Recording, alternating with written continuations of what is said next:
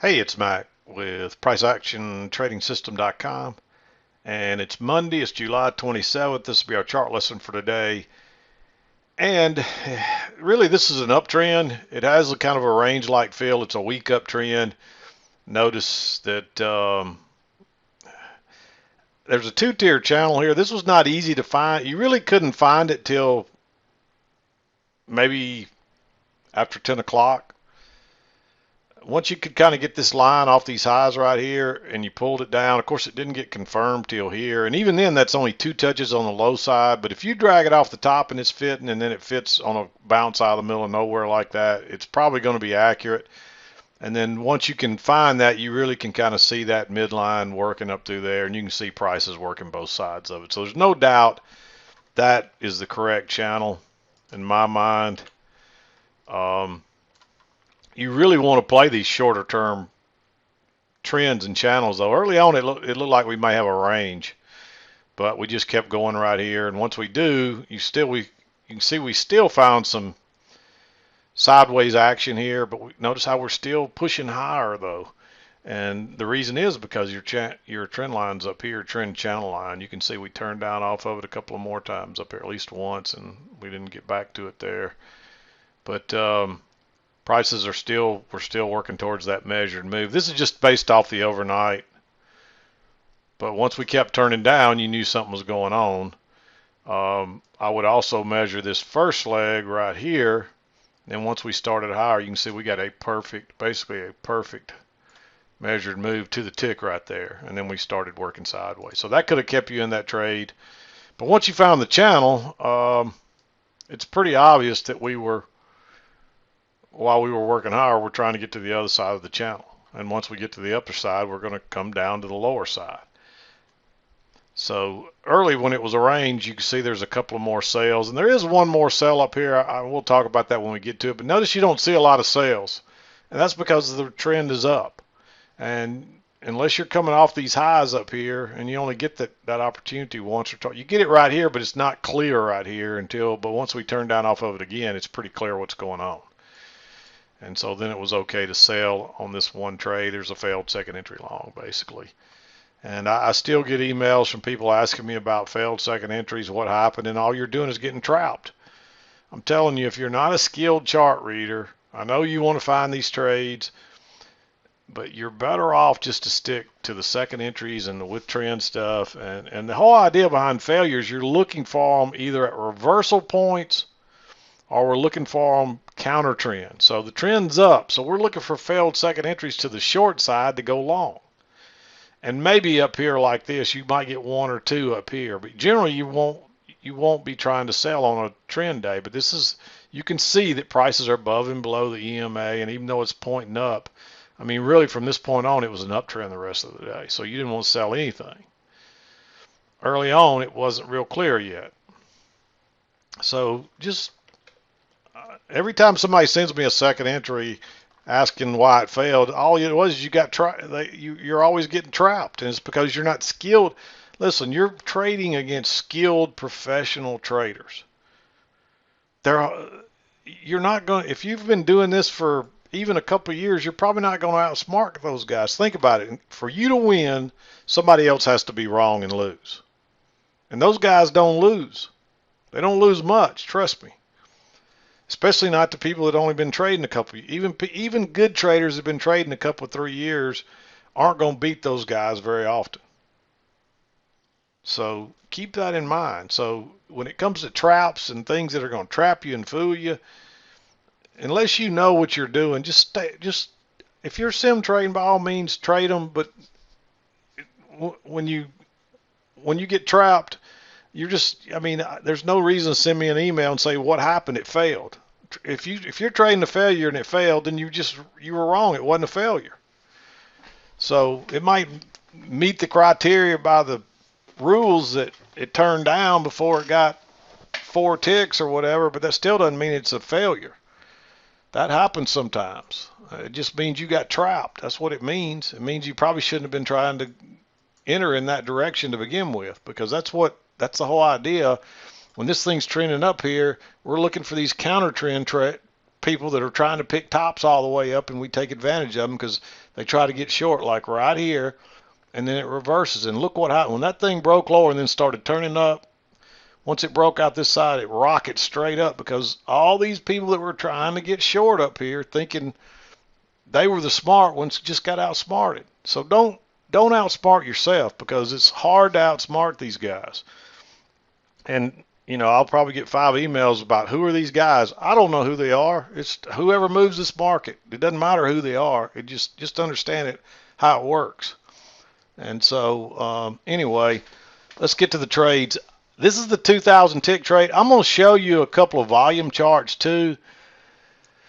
There's some merit to them. It really slows it down, and it really makes it easier to see. I mean, here you can see it's kind of hard sometimes to know what's going on. And let me show you a 10,000 volume chart real quick. I wanted to do the trades first, but I'll just go ahead. I mean, it's much clearer to see what's going on here. Of course, you couldn't find this channel until you got your first 2 swings, but you can see it came back into play later in the day. But look how it kind of slows it down. It's real easy to see that trend, and it's real easy to know to stay out of that. Then it's real easy to see that trend. You don't get a lot of entries, though. I mean, there's just not a lot of entries here. So, I mean, you might get a short up here. You might get a long. I mean, there's just not a lot of entries. So I went and opened a 6,500 because we've used those before, and somebody mentioned that to me as well. So there's your 60. Well, hang on just a minute. Let me find the 65 minute coming up on my other screen there. Now that's a little better, and you probably could find some trades on this one. So I kind of like this, but again, look how I mean, it's pretty easy to see this is a spiking channel on a 6,500 chart. And there's you can see the setups in here, but it definitely slows things down and sets it up for a possibility to find some easier trades, maybe just without it being quite so volatile. So you might want to look at a 6,500. I just don't think a 10,000 is going volume chart's going to get it, but this 6,500, that shows some promise. So I'm going to keep them all 3 up and watch them for a few days, and I'll continue to comment on them, but I'm going to drop this and get to the other chart and wrap up the chart lesson. So, but if you want to look at these, again, this is a 6,500 volume chart, not tick chart, volume. And the other one was a 10,000 volume. They just tend to slow it down a little bit for you. And there just really weren't a lot of trades on the 10,000 one. But you could find some trades on this chart. So I'm going to watch them for a few days, and I'll comment some more and let you know what I think about it. So let's get to the chart lesson. All right, this is our 2,000 tick. And the 6,500, again, had a little bit of a spike in channel similar to this one. So I think you're getting closer to the ballpark there with 6,500. And we might even drop it down to 5,000 and try that on a volume chart. So anyway, let's look at this here. 7 o'clock came just as we were coming back up here to make this turn right here. We made a little higher high, so you need to be careful about getting short too early. But when we made the double test, notice we made that high and then you double test. You could argue, say, hey, that's a double test because we were up there before, but that's a long way. I mean, this was like at 10:30 or something like during Sunday night, so that's a long way to 6 something in the morning. So I wouldn't count that, but these are close enough together. That's a double test, and that's a second entry short right there too, and a big bearish bar. So I like that one. And then you could look at this as a failed second entry. Notice that new high first in. Let me back out a little more. That's a little hard to see. I'm sorry.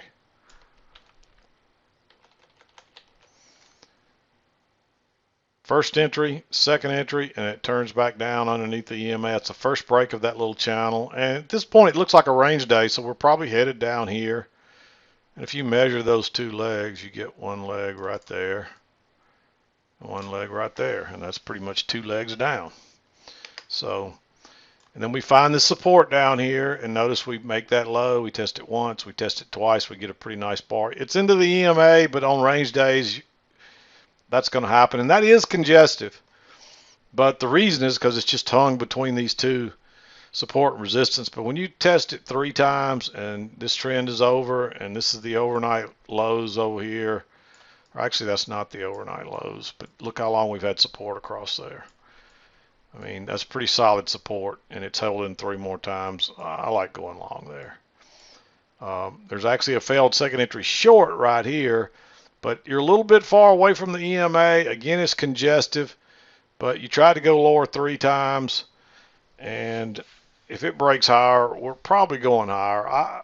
And you notice it didn't take off real fast. It waited for another move lower, and then it takes off. Because and this is where the shorts think they had everybody outsmarted trying to get short again, and that's why that shoots up the Aldal exit, because they're trying to pick a top right here. I mean, they're trying to outsmart people instead of just waiting and seeing what happens, because of the congestion. I marked it green, but I wouldn't. I really wouldn't take that trade. It's a failed second entry short, but it's not a good setup. You want to see it come back to the EMA here. Or you want to see a triple test, and you don't get that there. And you really just don't get another entry all the way up here, and then we're kind of going sideways, and you get a little drop here. And that's a second entry long.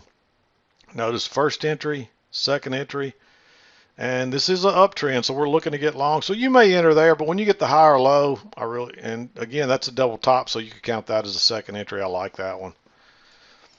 And then we just kind of turn down. Then it's obvious we're kind of going sideways. However, we traded up into this, so the bias is still up. And notice we're still making higher highs, and we're not making new lows. We're really getting stuck right here, and we're making higher highs. So don't be trying to short this unless you get a really good setup. And you wouldn't have had this brown trend line yet because you couldn't find 2 touches. You might have found it here. Probably be here before you found it, but you might have found it here. But that you can't take that lower high because that's a very neutral bar. But then we bounce down here. Look how many times we bounced at that exact spot. That's a good signal bar. Go long right there. And then we talked about this earlier. Now we kind of confirmed that this line's coming. We get a lower high, and then we get a failed second entry long. It breaks higher and turns and engulfs this bar right here, all in one bar. Just go short 1 tick below this thing. If you want to wait on this one, you still got room to get out. And if you catch this trade, you catch this one move all the way down, and you don't have to worry about sitting here and fighting a hard to do, a day with not many trades and getting stuck in ranges like that right there. You can get a one runner and ride this thing out, and you would have had one off that trade. And then notice that we make 2 measured legs down right there, and it bounces again, and it just keeps going lower. I don't see anything else I like. This is really 2 legs. If it hadn't been for this bar right here, I wouldn't necessarily call that congestion, because it's just some up-down bars. But when you get a bar with no body or a real small body mixed in with that, it's congestion. Treat it as congestion anyway. And so you can see there is that there. And even though that works, you just got to skip that. And of course, once you drew this line and drug it down, it bounces right here. But I'd wait on a higher low, which comes right here. And that signal bar is not good enough.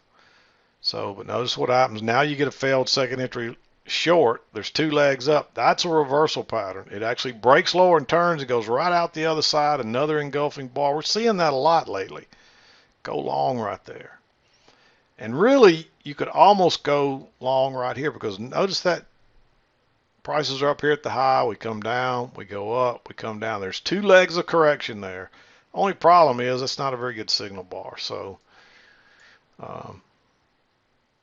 we just keep working higher, but we're getting too far away from the EMA, and you're getting a lot of congestion and stuff here. I just think you're better off to skip these trades. You actually might take this trade here, and the reason being is this is a double bottom.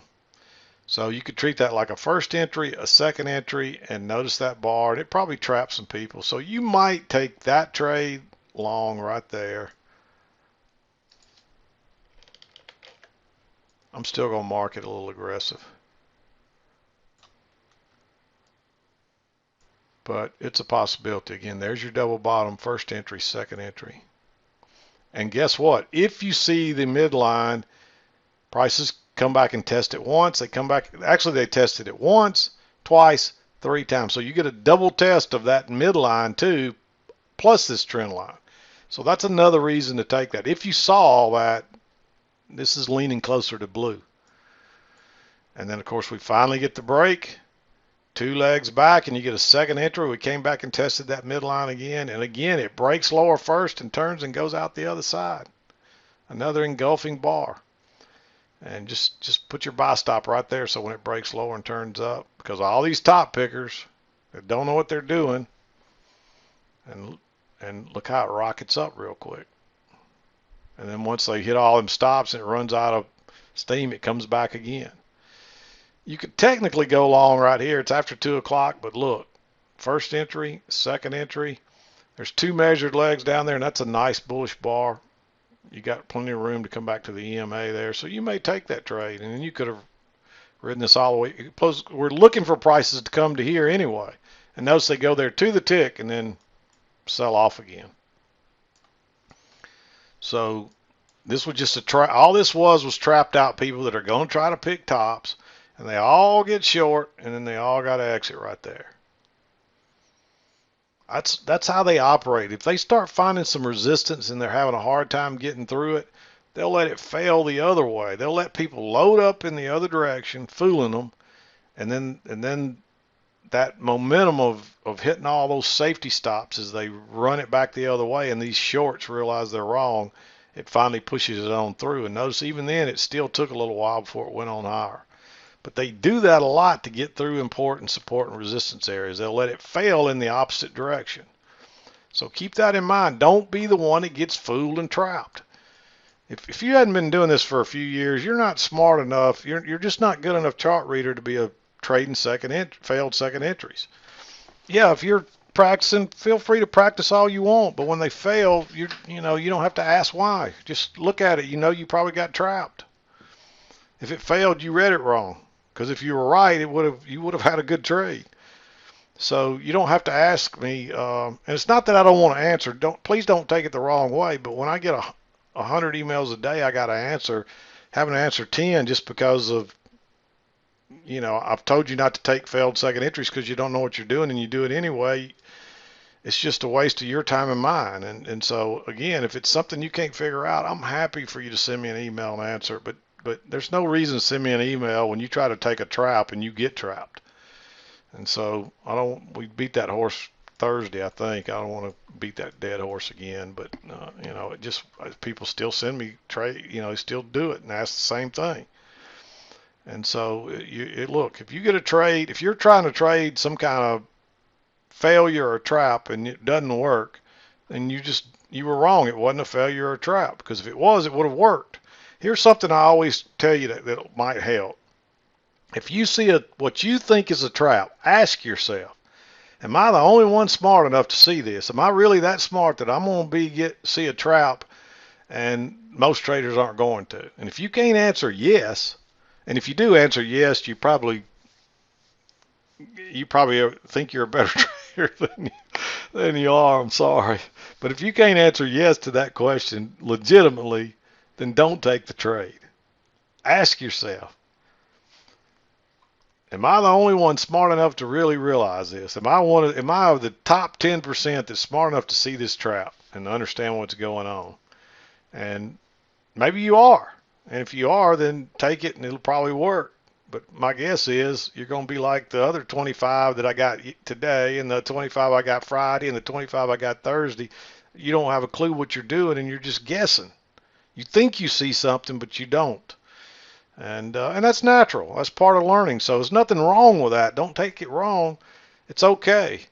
But you don't have to ask me why it failed. I can tell you because you misread it. So anyway, hope that's helpful. But we're going to wrap this up under 20 minutes. Remember, we'll look at the charts again. We got a couple of minutes here. I'm just going to pause this. Okay, here's that 6,500 chart. You would have had a second entry short right there on a high. That might be a good trade. Is that before? That's way before 7 though. So there's just nothing really coming down here. There's nothing really getting long here. I mean, there's a couple of longs here that were similar to the other one. Then you got that same short that we had on the 2000 there. You get that same reversal here.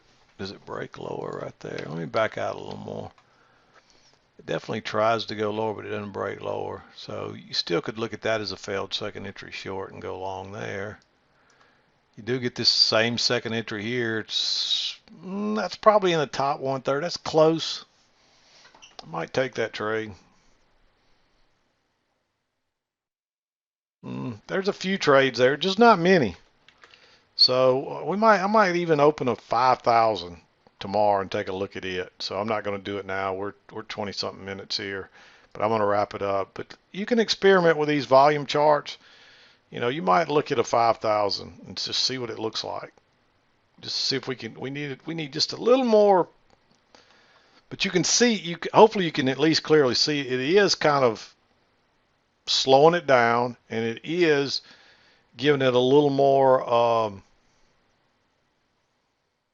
It makes it a little easier to see we're in an uptrend here compared to the 2000 tick. You need to be a little more experienced reading the chart to see it on the 2000, but you can clearly see there's a spike in channel here. Oh, well, I shouldn't say you can clearly see that, but you can clearly see the EMA is mostly pointed up all day. So that tells you that this is, even though this is a weak uptrend, it's still an uptrend. And it really was not hard at all to find that line off those highs. That's pretty straightforward right there, and just copy it and drag it down. I mean, maybe it's even here, but it just seems to fit better right there where I put it. And you can see that midline. But let's just do this. Let's do this real quick. Let's move it to here and do this. You got to get it right in the middle. It's not truly a midline if it's not. Actually, it looks better right there. What if we just put this down here?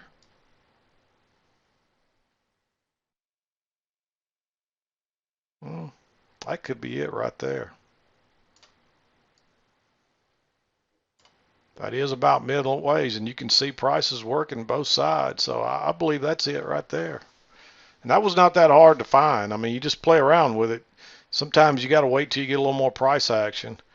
And when I started watching this, I was watching it. It just seemed to fit better right there because you can see we turned, we pushed through it there, but that's maybe your break, and then we bounced off of it. But that looks pretty doggone good right there. And you can see prices working the top, underneath, kind of straddling it. Here we were pushing through and then came back and tested it. We tested it again. It doesn't account for why, of course, the EMA could account for why we're bouncing all up through here. So I don't know. It's just hard to say for sure. I mean, I don't think you're wrong either way here. I still really like that because you can see prices working both sides of that line. I still think that's it. I really do. You can't say either one of them's wrong, but this one helps you. You know, this one plays better. So I still like that one. But anyway, I'm going to wrap it up. We'll be back again to do this over tomorrow. But for now, you might watch some of these volume charts. Just see what you think about it. I'm not telling you to trade it yet, and I'm doing it anyway. So if you don't want to spend your time on it, I'll update you and let you know what I think about it with time here. But it's like anything. I always tell people if you got some idea, the way you find out is you test it, but you don't test it for a day or two. You have to test it long term. I mean, I've got enough experience reading these charts that I could probably look at a week or two's worth of these volume charts and tell you what I think about it. And just so far, it has some merit. Today there weren't many trades, so it would have been a tough trade trading the 10,000 volume today. You may not even got a trade. I mean, I didn't see anything there that really looked super. There were a couple of trades. But maybe we need to go. You're still getting closer to slowing this thing down and just kind of smoothing it out, so to speak, compared to the 2000 tick, without having to really change up a whole lot. So this is a possibility. I'm going to leave it at that. I'm going to wrap it up. We'll be back again to do it tomorrow. I'm done for today. This is Mac with PriceActionTradingSystem.com.